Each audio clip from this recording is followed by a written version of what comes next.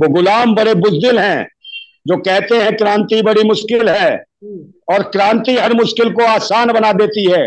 तानाशाह कितना भी मजबूत हो, खाक में मिला देती है। तो उन जिंदा बहन बेटियों के लिए आस्था नहीं है और ईंट पत्थरों के लिए इनके दिलों में आस्था है। देखिए, जिस देश का प्रधानमंत्री अंधविश्वासी होगा, समझे, जिस देश का प्रधानमंत्री नौटंकीबाज होगा, जिस देश का प्रधानमंत्री महाझूठा होगा, उस देश का 9 साल में विकास नहीं होगा, बुरा हाल होगा। कोई चीज ऐसे खाद्य पदार्थ नहीं है जिसमें महंगाई ना हो, जीएसटी ना लगाई हो। जीएसटी का मतलब है गुंडा सर्विस टैक्स, समझे। गुंडों की सरकार चल रही है, ईवीएम सरकार चल रही है, ये लोकतांत्रिक सरकार नहीं है।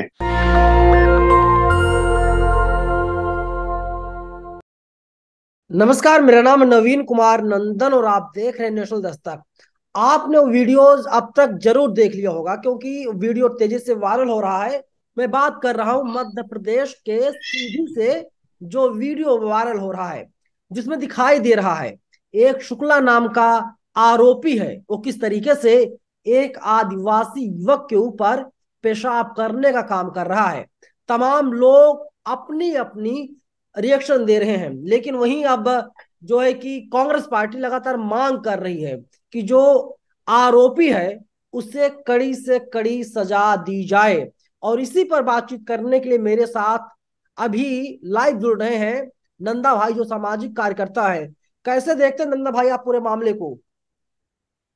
देखिए, जिस प्रकार से शोर मचाते हैं ये लोग, हम्म। जिस प्रकार से इन्होंने एक ऐसे नाम दिए गए हैं भारतीय समाज के लोगों को, जी। चाहे आदिवासी है, ये भारतवासी लोग हैं जो ओरिजिनल बासिंदे हैं भारत के। आदिवासी है, पिछड़ा है, दलित हम्म। है, अनुसूचित जाति है, हम्म। समझे नहीं। और बहुत सारे ऐसे समुदाय हैं जो भारतवासी लोग हैं, और भारतवासी लोगों के साथ जी। जो विदेशी मानसिकता के लोग हैं, जो हजारों वर्ष पहले इस भारत में शरणार्थी बन के आए थे, जो हम्म। हमारे दया और दान पर पलते रहे, हम्म। वही लोग इस देश के वफादार नहीं हो पाए हजारों वर्षों से, और भारतवासियों के साथ ऐसे अत्याचार अन्याय करते हैं, उनकी बहन बेटियों के साथ अपमान करते हैं, शोषण करते हैं, बलात्कार करते हैं, फिर भी न्याय नहीं मिलता। हम्म। और न्याय क्यों नहीं मिलता, उसका एक पहलू है हम्म। कि जो पाखंडवाद में जो भारतीय समाज को लगा रखा है, मुख्य जो है इनकी आस्था, जो पाखंडवादियों ने जो आस्था जो भारतीय समाज की लगा रखी है, वो हम्म। ईंट पत्थरों में है, जबकि जिंदा लोगों में कोई आस्था नहीं है। और जिंदा लोगों में ना आस्था की वजह से ही ऐसे कृत्य हो रहे हैं, बहन बेटियों के साथ बलात्कार हो रहे हैं, गरीबों को मारा जा रहा है, दलितों को गोलियां मारी जा रही हैं।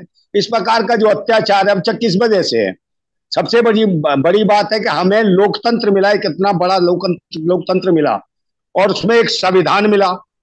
बाबा भीमराव अम्बेडकर ने एक संविधान की ऐसे की रचना की जिससे भारतवासियों को एक उचित न्याय मिल सके, सबको लेकिन समान अधिकार लेकिन मिल नंदा सके, भाई, नंदा सबको भाई, जीने का अधिकार मिल सवाल सके जी। सवाल सवाल ये है कि देखिए, सरकार अपना काम कर रही है। वीडियो वायरल हुआ, इसके बाद जो एमपी के मुख्यमंत्री हैं शिवराज सिंह चौहान, उन्होंने कहा कि आरोपी गिरफ्तार किया जाए और उसके ऊपर एनएसए लगा दिया जाए। हालांकि पुलिस तो कार्रवाई कर रही है और कुछ ही घंटों बाद जो है आरोपी को गिरफ्तार कर लेती है एमपी की पुलिस, और एनएसए लगा दिया गया है। एससी एसटी एक्ट भी लगाया गया है आरोपी खिलाफ। अब क्या चाहते हैं आप लोग? देखिए, देशद्रोह जैसा मुकदमा आपने लिखवा दिया, सरकार आपकी, सत्ता आपकी, सब कुछ आपका, हम्म। पाखंडी आपके, उस विधायक का जनप्रतिनिधि ये व्यक्ति था, भारतीय हम्म। जनता पार्टी का विधायक का जनप्रतिनिधि था ये। हम्म। और कैसे हम मानेंगे कि इसके साथ उचित न्याय होगा, भारतवासियों के साथ उचित न्याय होगा? अगर यही देखा जाए भारतवासियों के साथ न्याय हो, तो चंद्रशेखर रावण के साथ जिस तरीके से गोलीबारी की गई, तो क्या हाँ। उनको सुरक्षा नहीं दी जानी चाहिए? और इस देश में ऐसे लोग हैं जिनके पास कोई ऐसा लाव लश्कर नहीं है जो जनता के हित की बात करते हो, जनता के अधिकारों की बात करते हो, उनको सुरक्षा दी जाती है। पाखंडी लोग हैं, जो जो नहीं, अंधविश्वासी लोग हैं, जो आप पाखंड को बढ़ावा ले आप रहे हैं। आप क्या चाहते हैं कि जो पीड़ित व्यक्ति का आरोपी है, जो आरोपी शुक्ला है, क्या उसको फांसी पर लटका दिया जाए?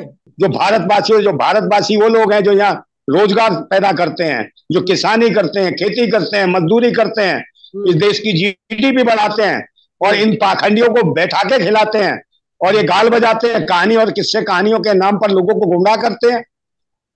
इससे भारत का विकास नहीं हो सकता, भारत बर्बादी की ओर जा रहा है। जहां कट्टरता धर्म और मजहब की बढ़ेगी, वो राष्ट्र हमेशा बर्बाद होगा। हम्म। और जहां संविधान पे लोग चलेंगे, लोकतंत्र को मानेंगे, वो राष्ट्र आगे बढ़ सकता है। संविधान के माध्यम से, विज्ञान के माध्यम से। वही जवान तरक्की करेगा, वही किसान तरक्की करेगा। इन पाखंडियों से थोड़े ही है, समझे नहीं? ये वो लोग हैं जो स्वदेशी का पाठ पढ़ाते हैं, पहाड़ा पढ़ाते हैं, समझे नहीं?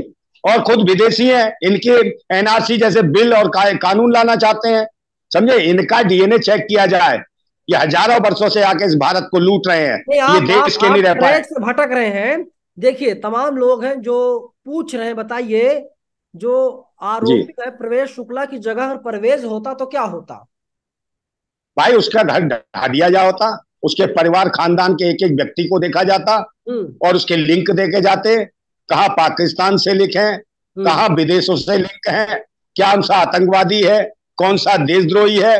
और मुझे लगता है उसकी स्थिति बहुत दयनीय होती है, और जिंदा मार दिया जाता, जला भी दिया जाता, उसके घर पे बिल्डोजर चढ़ा दिए जाते, चाहे वो दलित ही रहा होता, कोई ओबीसी ही रहा जाता। मगर इन्होंने इस तरीके से, ये कभी ये नहीं कहते कि ये देश के बेटे हैं। आदिवासी आदिवासी बोलेंगे, उसको कभी नहीं कहेंगे ये देश का लाल है, ये देश का बेटा है, ये भारत का सच्चा सपूत है। ऐसी भाषा इनके लिए उपयोग नहीं करते हैं। ये दास प्रथा को लागू करना चाहते हैं पाखंडवादी लोग, समझे नहीं? और देवदासी प्रथा को कायम करना चाहते हैं, उसी का जीता जागता सबूत है। इससे पहले पूर्व राष्ट्रपति थे, आपने देखा होगा उनको, है किस प्रकार के थे। वो पुष्कर मंदिर में जा रहे थे, उसमें घुसने नहीं दिया। तो जो राष्ट्रपति अपने अधिकारों के लिए नहीं आवाज उठा सकता, और यही प्रकार अभी देखा आपने, जो महिला पहली हमारे देश की जो पहली नागरिक है, राष्ट्रपति हैं, उनके मंदिर में हाथ लगाने से उन्हें परेशानी हो गई। तो जो महिला राष्ट्रपति अपने अधिकारों के लिए ये नहीं देखती कि कौन लोग रोक लगा रहे हैं, उनको तुरंत में जेल में डालती। वो उनके अधिकार क्षेत्र में, संविधान उनको इजाजत देता है इस चीज तो की। आप तो ये जब कहना चाहते हैं, आप ये कहना चाहते हैं कि हमारा देश जो है वो जाति प्रधान देश है, और इसी की वजह से लगातार जात देकर के लोगों पर अटैक किया जा रहा है। देखिए, जातिवादी गुंडे हैं, जातिवादी कीड़े हैं। अगर हम किसी वर्ग की बात करेंगे, जो इन्होंने वर्ग बांटे हैं हमको, जो वर्ग हमें, जिन वर्गों में हमें इन्हें खड़ा किया है, अगर हम उन वर्गों की बात करें, उनके अधिकार की बात करें, तो हम जातिवादी हो जाएंगे। और ये जो जातिवादी गुंडे हैं, ये जातिवादी कभी होते नहीं है, राष्ट्रवादी हैं। जो बहन बेटियों की इज्जत लूटे वो राष्ट्रवादी हैं, जो देश को लूट के बाहर भाग जाए वो राष्ट्रवादी हैं, समझे नहीं? जो किसी को भी मारपीट करे, गुंडागर्दी करे, डकैती करे, आतंकवाद मचाए, देशद्रोह मचाए, ये राष्ट्रवादी लोग हैं। और जो इस देश के लिए मेहनत करे, मजदूरी करे, किसानी करे, जवान सेना, जो सैनिक जो है फौज अपनी सीमाओं पे लड़े, है वो लोग जातिवादी हो गए। तो इस राष्ट्र को जो देने वाले लोग हैं, उनको ही प्रताड़ित किया जा रहा है। तो ऐसे लोगों को अब समय आ गया है। और सबसे बड़ी बात, ऐसा क्यों हो रहा है? ये लोगों की, हमारे लोगों की कमी है, भारतवासियों की कमी है, जो विभिन्न पार्टियों में, जो पाखंडवादी पार्टियों में जो बैठे हुए। आज देख लो, मीडिया पर भी देखो आप, जो मेन स्ट्रीम मीडिया, उस पर क्या दिखाया जाता है? वो कहते हैं बताइए, मोदी, मोदी नहीं तो कौन, राहुल, राहुल नहीं तो कौन। तो इस भारत में राहुल गांधी या नरेंद्र मोदी ही, समझे नहीं, राष्ट्रवाद हो गया है क्या? यही राष्ट्र के नेता हो गए हैं, नहीं, मोदी जी भी बाकी हिंदू कोई है, नहीं राहुल गांधी भी है। हिंदू है। राहुल गांधी तो देखिए, धारी हिंदू हैं। देखिए, हिंदू नहीं है ये लोग, कुछ भी नहीं है। हिंदू का मतलब होता गुलाम। और आप ये क्या किसने बोल दिया रहे हैं? सब? है आप जी? शब्दों का प्रयोग ना कीजिए सर। किसका? हिंदू का मतलब होता है सर गुलाम, कहाँ जो पढ़ा है? पाखंडवाद की कहाँ गुलामी लिखा हुआ करता है। पूरी दुनिया में लिखा है, सब जान रहे हैं। जो हिंदू बन रहा है, बताइए, दलित पिछड़े गुलामी नहीं कर रहे तो क्या कर रहे हैं? यही तो होगा गुलामों के साथ, अरे सर, मुंह पे मूता जाएगा।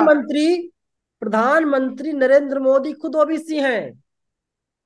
अरे नहीं है, ओबीसी नहीं है। अब मैं हिंदी भाषा में सीधे से बोल दूंगा तो चैनल पे नहीं बोलना चाहता मैं। ओबीसी का मतलब क्या है? इन्होंने क्या बना रखा ओबीसी का? भाई, जो पिछड़ा है वो पिछड़े ही रहेंगे, जो दलित है वो कभी फलित नहीं होने देंगे। अरे ओबीसी की बात हो रही है देश में इनका हमारे। हालत, जेपी नड्डा भाई ओबीसी नहीं है ये भाई कागजी ओबीसी है, कागजों पर सवाल पैदा सुनिए हुआ सर, होने वाला ओबीसी जेपी है। नड्डा साहब जो बीजेपी के राष्ट्रीय अध्यक्ष हैं, वे खुले मंचों से कह रहे जी हैं कि हम लोग ओबीसी के लिए लगातार काम कर रहे हैं। ओबीसी वालों को सबसे ज्यादा नौकरी बीजेपी दे रही है, और क्या हाँ, चाहिए बिल्कुल आपको? बिल्कुल दिए, सरकार बिल्कुल मंदिर सरकार के जो है टेस्ट।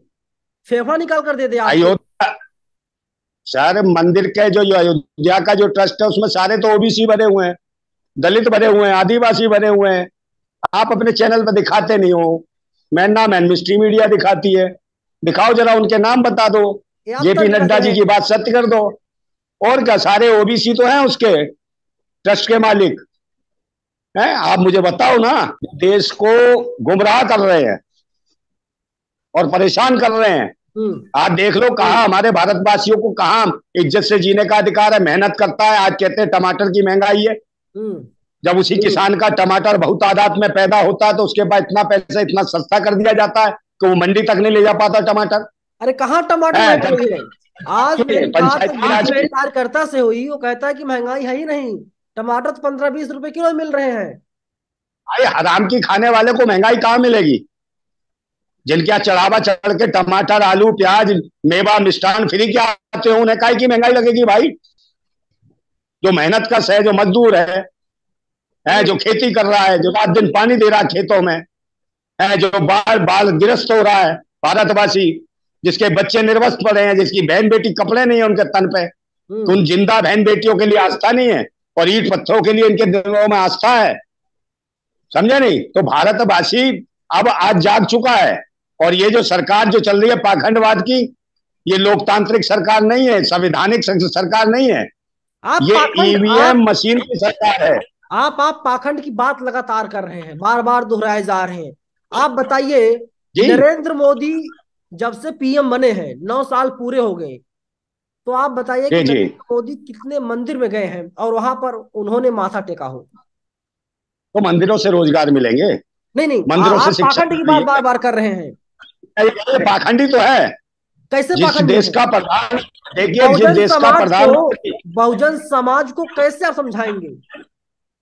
देखिए जिस देश का प्रधानमंत्री अंधविश्वासी होगा, समझिए, जिस देश का प्रधानमंत्री नौटंकीबाज होगा, जिस देश का प्रधानमंत्री महाझूठा होगा, उस देश का 9 साल में विकास नहीं होगा, बुरा हाल होगा। और ये दिख रहा है, महंगाई अपनी चरम सीमा पर है, बेरोजगारी अपनी चरम सीमा पार कर चुकी है। सब्जी साग सब्जी तेल नमक चीनी, कोई चीज ऐसे खाद्य पदार्थ नहीं है जिसमें महंगाई ना हो, जीएसटी ना लगाई हो। जीएसटी का मतलब है गुंडा सर्विस टैक्स, समझे? गुंडों का टैक्स लगा है इस भारत के अंदर। सरकार और भारतवासी मेहनत कर मतलब परेशान। सर्विस टैक्स है। ना गुंडा सर्विस टैक्स है, समझे? गुंडों की सरकार चल रही है, ईवीएम सरकार चल रही है, ये लोकतांत्रिक सरकार नहीं है। ये जो एनडीए के पैलर में पीडीए बनाया गया है, इसका क्या मतलब है? पीडीए का मतलब आप बताओ ना मुझे, पीडीए क्या है? आप आपके मुख से सुनना चाहता हूँ, फिर जवाब देता हूँ। नहीं, अखिलेश यादव कह रहे हैं कि जो है कि पिछड़ा दलित और आप पिछड़ा दलित मुस्लिम, हाँ भाई पिछड़ा दलित मुस्लिम ही तो बनाया है पीडीए। तो पिछड़ा दलित मुस्लिम करने से क्या होगा? आप कितना ही बना लीजिए, ये तो संवैधानिक रूप से बाबा साहब लिख गए अंदर, तब तुम नहीं ले पाए कुछ। और जो वो दे गए आरक्षित सीटें भी दे गए, उन पर भी नहीं बचा पा रहे हो।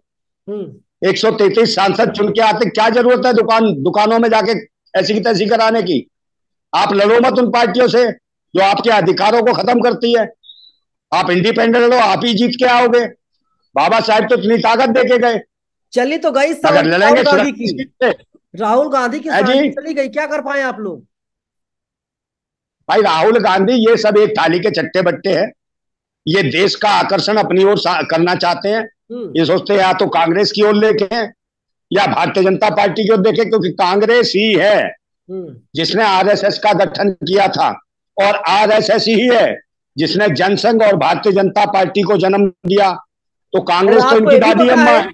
आपको ये भी पता है आरएसएस पर बैन किसने लगाया था? वे कांग्रेस पार्टी से। अरे भाई कांग्रेस पार्टी से नहीं आते हैं, वो स्थितियां अलग थी। और जिन्होंने लगाया था वो सरदार वल्लभ भाई पटेल थे। उस बैन को लगाने की वजह से सरदार वल्लभ भाई पटेल को क्या क्या झेलना पड़ा, उनकी कौमों को क्या क्या झेलना पड़ा, वो आज तक झेल रहे हैं। और स्थिति यही है कि सरदार पटेल के नाम पर जो स्टेडियम था वो आज की स्थिति में नरेंद्र मोदी स्टेडियम हो गया है। अरे आप समझे? आप गुजरात में देख रहे हैं कितना बड़ा स्टैच्यू लगा हुआ है। कहां पर? गुजरात में। हाँ, स्टैच्यू लगा दिया है भारत में, इसका निर्माण हुआ होगा। चाइना का विरोध करते थे, चाइना से बन के आया है स्टैच्यू। बहुत सारे पुल बने, वाराणसी में इतना बड़ा विशाल पुल बना था, एक उसमें एक हजारों लोग दब के मर गए। तमाम लोग हैं जो तो ये देख रहे विकास है हैं, उनका। तमाम लोग हैं जो जो लोग देख रहे हैं हमें, वे लोग सवाल पूछ रहे, बताइए ये जो आपके पास ज्ञान है, नॉलेज है, ये कहाँ से, जी व्हाट्सएप यूनिवर्सिटी से आया हुआ है? भाई ना, व्हाट्सएप वाले नहीं, हम लोग तो जमीनी लोग हैं। हम्म। किसान और मजदूर की औलाद है, रोज देखते हैं, रोज मेहनत करते हैं, रोज गड्ढा खोदते हैं तो पानी पीते हैं। हम लोग जमीनी लोग हैं। इस भारत माता के लाल हैं, वो लाल हैं जो गूदड़ियों में पैदा होते हैं, मखमलों के कीड़े नहीं है। ये मखमली कीड़ों से जरूरत है भारत के लालों को लड़ने की, अपने अधिकारों के प्रति जागरूक होने की। नहीं तो इस देश को ये गुलाम बना देंगे, और देशवासियों को बधुआ गुलाम बनाने पर लगे हुए हैं। समझे नहीं? ये आदिवासी। पाखंडवादी लोग, मैंने कहा कि दास हम्म। और देवदासी प्रथा को कायम करना चाहते हैं। हम्म। इनकी मानसिकता वो है कि किसी की बहन बेटी की इज्जत लूट लो तो उसको भी वो वरदान समझे, आशीर्वाद समझे। हम्म। समझे? मगर भारतवासी इतने कमजोर नहीं है। आज जो मैं कह रहा हूं, विभिन्न पार्टियों में जो मुखोटे यदि दलित, ओबीसी और या अन्य समाज के जो घुसे हुए हैं, इन पाखंडवादियों को ये तलवे चाट रहे हैं। उनको जागने की जरूरत है। वो अपने निजी स्वार्थों के चलते हुए समाज का, इस भारत का नुकसान जो कर रहे हैं, आने वाले समय में पीढ़ियां इन्हें माफ नहीं करेंगी ऐसे लोगों को। और ये ना सोचे कि वो राजा महाराजा बन जाएंगे। समझे? वो उनका भी एक झटके में ये लोग छीन लेंगे। और जरूरत है आज अपने समाज, अपने कौम, अपने भारत के लिए लड़ने के लिए। आज सभी लोग, हम बहुत तादाद में होने के बाद भी हमारी स्थितियां ये हैं कि हम 95% आबादी होने के बाद 5% कीड़े मकोड़े हमको नोच के खा रहे हैं। सारी कमी आपकी है ना, तो आप आज समाज मुखर की है। होके, देखिए, मुखर होके बात करने की जरूरत है, डरने की और नहीं। मैं भी मुखर होके बात करता हूं। हम्म। आप क्या हमका अपना हक मांग रहे हैं, अधिकार मांग रहे हैं, हमारी अभिव्यक्ति की आजादी है, अपनी हम बात भी नहीं कह सकते है? तो बाबा साहेब के संविधान का हम अपमान कर रहे हैं। उनके पास जेल है, समझे नहीं? उनके पास जेल है, उनके है पास जी? पुलिस है, उनके पास फोर्स है, उनके पास कोई बात स्वामित्व नहीं है। भाई, पुलिस हो, फोर्स हो, तोप हो, बंदूक हो, गोली हो, हथियार हो, समझे, क्रांतिकारी इनसे डरते नहीं है। समझे? इनके हाथ पैर सब थक जाएंगे। आप लोग सिर्फ बड़ी बंदूक बड़ी और तोपों बातें से कुछ करते नहीं हैं होने मीडिया में वाला। सर। मीडिया में अरे भारत, आप लोग बड़ी बड़ी अगर बातें करते हैं।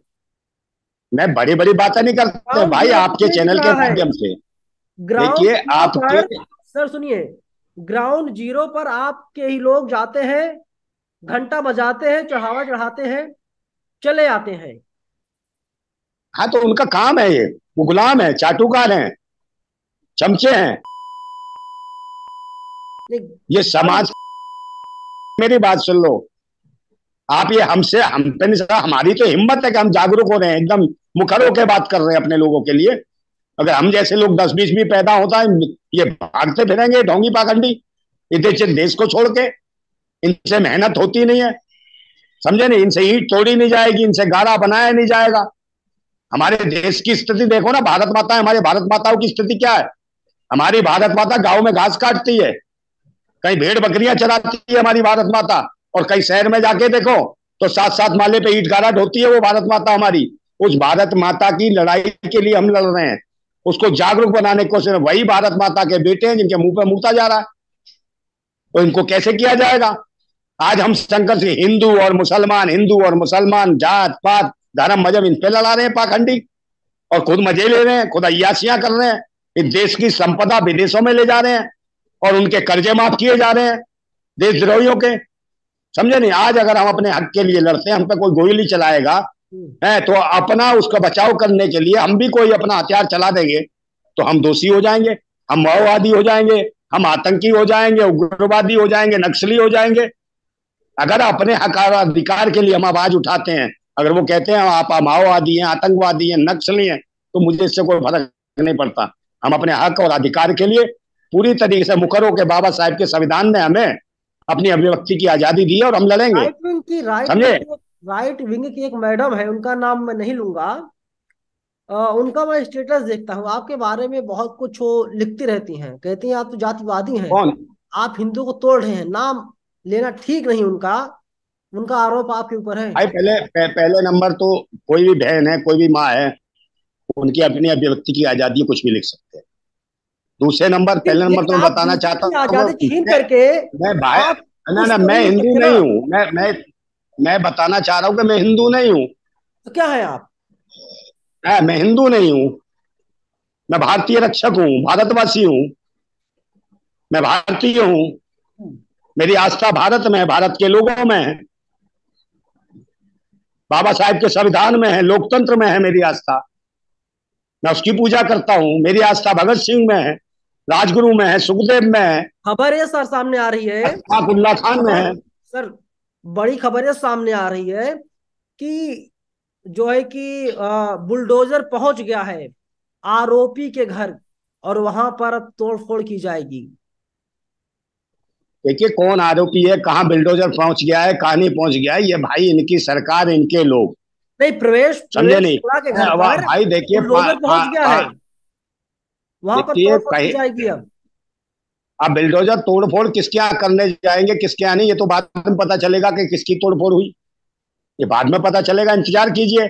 बसपा है, सुप्रीमो आप ये मायावती ने भी कहते हैं कहा जांच था। चल रही है, मेरी बात सुन लीजिए। ऐसे ऐसे लोग हैं सरकार में, मंत्री हैं, लोग सरकार में अहम पदों पे है, सांसद हैं, ऐसे ऐसे लोग हैं जिनके खिलाफ जांच की कार्रवाई होती है, 5 महीने में नहीं होता, उनके ऊपर पास्को जैसे एक्ट लगे होते हैं। समझे? और वो दबाव की स्थिति में क्या करा देते हैं, पूरा देश जान रहा है।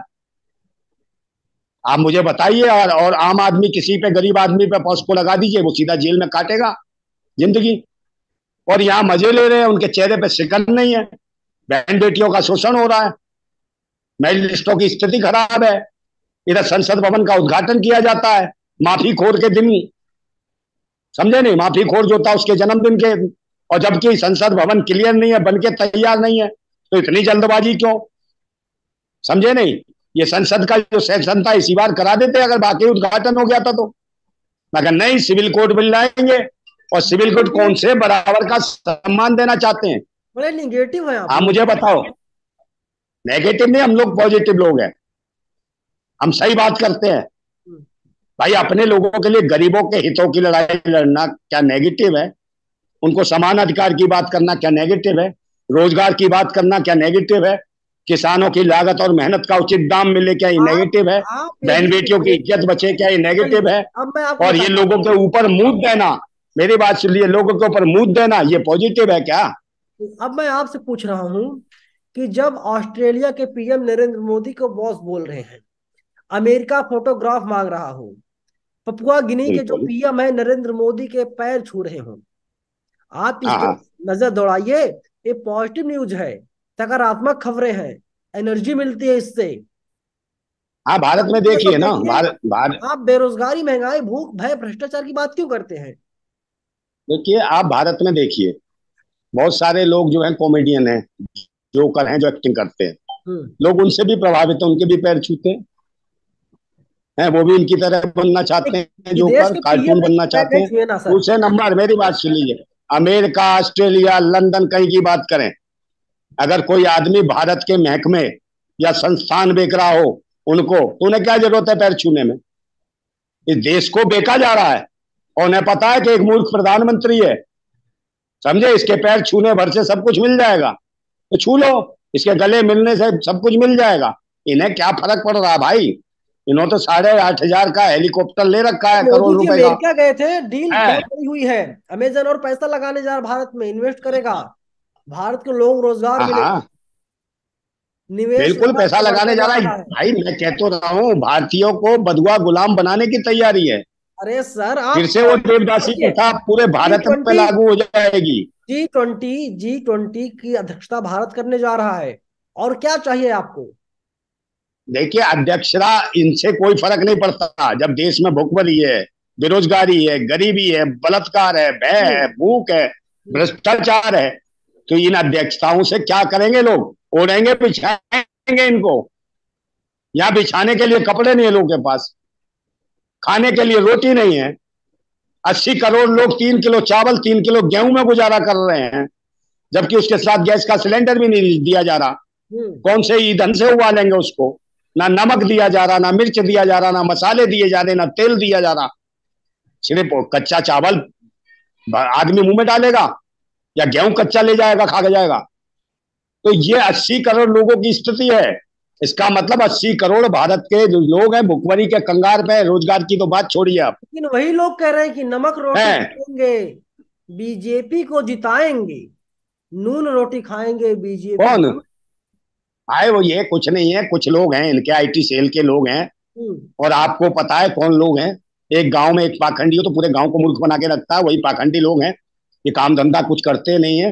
ये कहीं भी खड़े हो जाइए, अभी आप अपने चैनल का इंटरव्यू लेने खड़े हो जाइए चौराहे पे, आपसे ज्यादा पाखंडी इसीलिए छोड़ रखे हैं कि कोई दिखाई दे चैनल वाला, वहां पहुंच जाओ। अपने किस्से कहानी सुनाइए कि मोदी जी बहुत बढ़िया कर रहे हैं, इंटरनेशनल स्तर पर है, मोदी जैसा कोई सम्मान नहीं दिला सकता। ये इसी के लिए छोड़े गए हैं भाई। इन्हें सरकार खाने को दे रही है, इनके अकाउंट में पैसे भेज रही है, समझे नहीं? 20-25-30 हजार रुपए उन युवा लड़कों के अकाउंट में पैसे दिए, जिन्हें कह रखा हिंदू हिंदू करो, और जो सरकार बात करती है उसके बचाव में करो। फेसबुक और ट्विटरों पे गाली दो, जो हक की बात करे उसे है, और अगर वो जवाब दे दे तो उसका हैंग कर दो उसका अकाउंट। तो ये खेल चल रहा है। और मैंने कहा नहीं कि ये सरकार लोकतांत्रिक सरकार नहीं है, संवैधानिक सरकार नहीं है। 2019 में 19 लाख ईवीएम मशीनें गायब हुई थी, कहां गई आज तक बताएं? कौन सी गुफा में घुस गई? एक बात कहना चाहता हूं, सिर्फ एक शेर के माध्यम से कहना चाहता हूं कि भारतवासियों के लिए है कि वो गुलाम बड़े बुज़दिल हैं जो कहते हैं क्रांति बड़ी मुश्किल है, और क्रांति हर मुश्किल को आसान बना देती है। तानाशाह कितना भी मजबूत हो, खाक में मिला देती है। एक बात और कहना चाहता हूं, सब्र से सहने की भी एक सीमा होती है, सब्र से सहने की भी एक सीमा होती है। बांध टूटता धीरज का तब अति होती है, अति होने पर प्रलय और प्रवर्तन होता, तब नई सुबह की नई सृष्टि का सृजन होता। और वो समय आने वाला है, पूरे देशवासियों को ईवीएम मशीन का विरोध करें। चलिए पाखंडवादी सरकार अपने आप बहुत बहुत धन्यवाद सर, आपने अपना कीमती समय बिल्कुल। जिंदाबाद नवीन भाई, जिंदाबाद नेशनल तक, जिंदाबाद। जो लोग देख रहे थे, बातचीत सुन रहे थे, उन लोगों की क्या राय है? आप लोग देख रहे थे, आपकी क्या राय है? आप लोग कमेंट बॉक्स में हमें जरूर बताइएगा। और अगर वीडियो पसंद आए तो आप लोग शेयर कीजिएगा। कम से कम बहुजन समाज को जागरूक कीजिए, तभी आपका हमारे देश का बात और कहना चाहता हूं हो पाएगा। जिंदाबाद भीम, जिंदाबाद भारत, जिंदाबाद national Dastak. Thank you sir, thank you so much. National Dastak की आपसे गुजारिश है कि अगर इसको बचाना चाहते हैं तो नेशनल दस्तक को सब्सक्राइब करने के लिए रेड कलर के सब्सक्राइब बटन को दबाएं, फिर बेल आइकन की घंटी दबाएं। नेशनल दस्तक को बचाने के लिए बहुत जरूरी है कि हर खबर को शेयर करें, लाइक करें, कमेंट जरूर करें।